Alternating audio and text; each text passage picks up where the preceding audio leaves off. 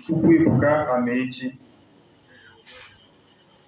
It is with great pride and humility that I stand before you this afternoon to review Sir Chidozie Chukwubuike's poem. I am proud because these collections have seen the light of day.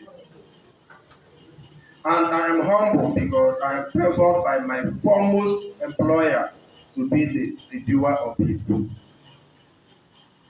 I have a very brief review of the poem, Wriggling to Freedom, which I assure you won't take more than 10 minutes. I have titled my review, Wriggling to Freedom of Metaphorics, Dance, and Soporic Projection.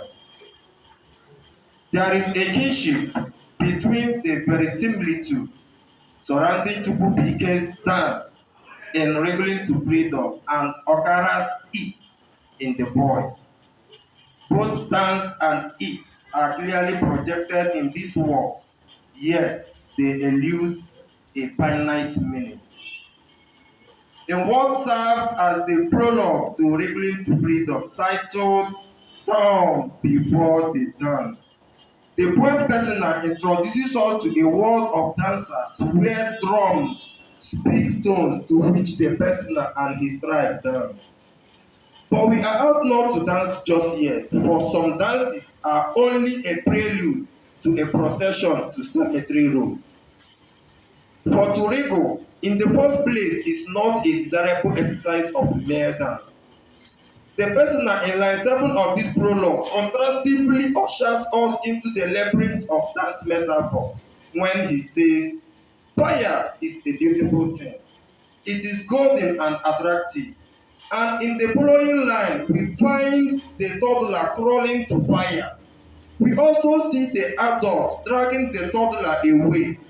One is amazed by the above imagery and is pricked to wonder why dragging the toddler away from something that is beautiful, golden, and attractive. The above is the same scenario one finds in Okara's The Voice when Okolo's people of Amaechi refused so vehemently to allow him search for his it in peace.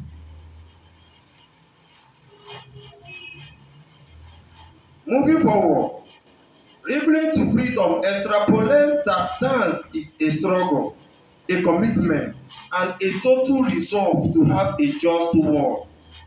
There is an agreeable proposition that the Personal has his heart tailored towards this daunting dance of faith.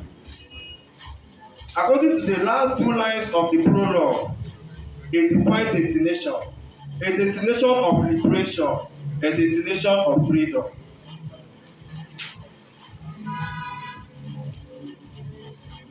In the verse 1 of the couplet, the dance metaphor chauffeurs us to leadership question. When the dance began in lines 8, it was to be a simple swaying movement before the invasion of the stage by strange legs. Who or what are the strange legs?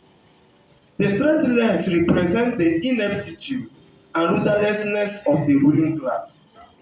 Anyone that Achebe in the trouble with Nigeria makes a distress remark that the trouble with Nigeria is simply and squarely a failure of leadership.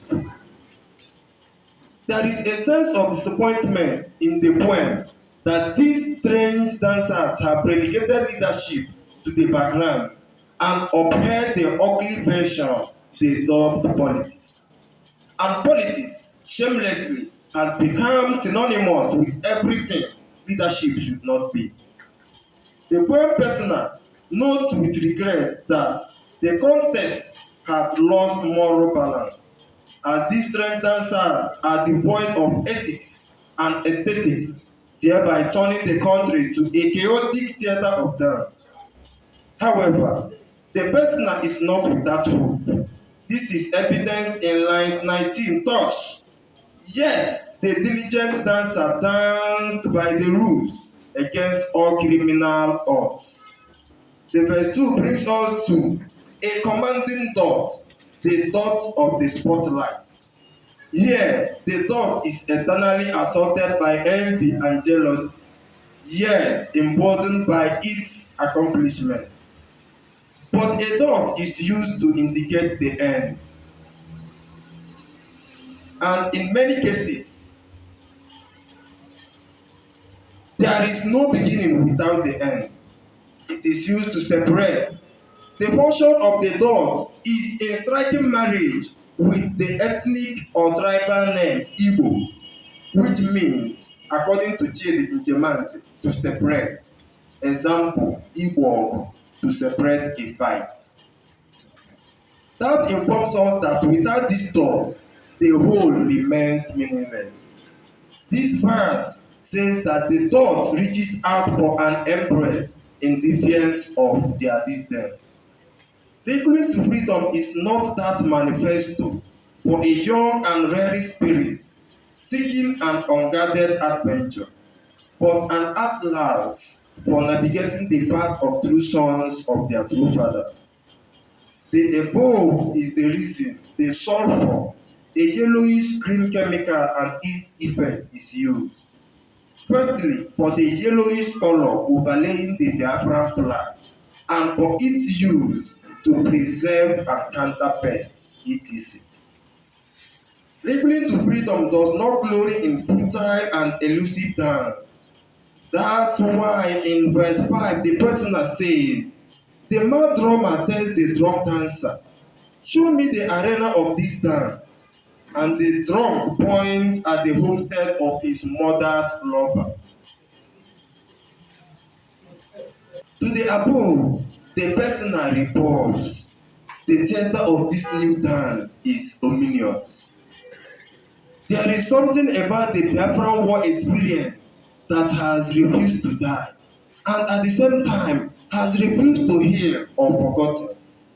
Take for example a line from Ntobi's Songs for Seers, quoted in J.O.J. Chukwuebuka's Songs from Thunder, Nigerian War Poetry, Springfield 2011, that reads, "Take the past in pains as the repentant woman's past, always forgotten and always retold." With the above reawakening, the verse 7 of the decouplet takes a most direct swipe at the senselessness of those who could have averted the war but chose to go on with it. It reads, "You were there when the dance began and witnessed dance at its finest as well as its goriest edges.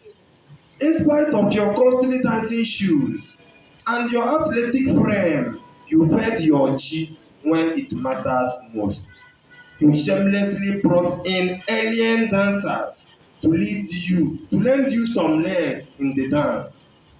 Chukwubuike employed dance metaphor to convey his disenchantment through the poem's persona. It is the kind of metaphor Chukwubuike refused to use and later caught some cold as he expressed in Labyrinth, that if I don't learn to shut my mouth, I will soon go to hell. I, Okibo, tank crier, together with my iron bell. But Okibo is not culpable. A tank crier does not necessarily need metaphors. In verse 8, the prisoner calls for restraint, and in doing so, he employs proverbs, the oil with which, according to Achebe, we eat our words. The prisoner reminds us that the shame of madness eludes the mad, but troubles members of their family. He maintains this line of thought in line 15 when he makes a call to remove the monkey's hand from the soup bowl, lest it begins to become the hand of a human. The prisoner concludes this verse with a call to let the kite dance and let the egret dance. Whichever denies the other dance, may its wings break. The prisoner guides us through these verses down to the epilogue titled "In the Twilight of the Dance." At this stage, he has achieved full maturity and speaks with fine acuity. He reminds us that every dance retires to the west and encourages us to step down the tempo. And because this dance has taken too long, he reminds us again that when a wrestling dance comes down to throwing of sound, the dancers are saying to the spectators, would you rather wait till we kill ourselves? Won't you come now and separate us? He goes further to re-emphasize that we have done stuff, our adversaries have danced too. As I declare Wriggling to freedom a masterstroke, I wish to close with some lines from J.O.J. Nwachukwu prayer piece of the silent supplicant. If the prickled poet clears for man all that worry him about mankind, we shall require a ladder to ears to listen of his husky voice in verse, and a flurry of eyes to read his book of strangled song. So let's talk some, leave some.